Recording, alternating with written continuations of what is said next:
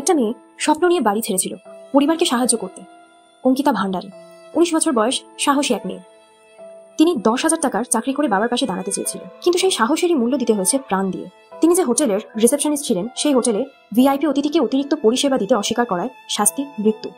সেই হোটেলের মালিকের নাম পুলকিত আর্য, যিনি বিজেপির নেতা বিনোদ আর্যের ছেলে, এবং 2 সঙ্গী মিলে ছেলে ফেলে দেয় তাকে ক্যানেলে।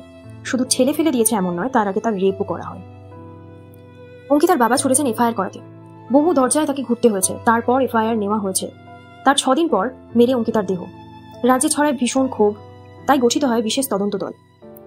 আদালতে 3 জনকে দোষী সাব্যস্ত করা হয় খুন, প্রমাণ লোপাট, শ্লীলতাহানি ও দেহ ব্যবসার অভিযোগ। তাদের আজীবন সাজা ও 4 লাখ টাকা জরিমানা দেওয়ার কথা বলা হয় অঙ্কিতার বাবা মাকে। তবুও অঙ্কিতার বাবার চোখে জল। তিনি বলছেন এই কেস বিরল থেকে বিরলতর, কিন্তু মৃত্যুদণ্ডও হয়নি। রাজ্য সরকার এই প্রতিশ্রুতি দেন যে অঙ্কিতার নামে একটি নার্সিং কলেজ খোলা হবে এবং তার ভাইকে একটা চাকরি দেওয়া হবে, কিন্তু তা আজও হয়নি। এই বিচার কি সত্যিই পূর্ণ? একটা মেয়ের স্বপ্ন যদি তার মৃত্যু হয়, তাহলে কি আমরা চুপ থাকবো? না। Justice for Ankita.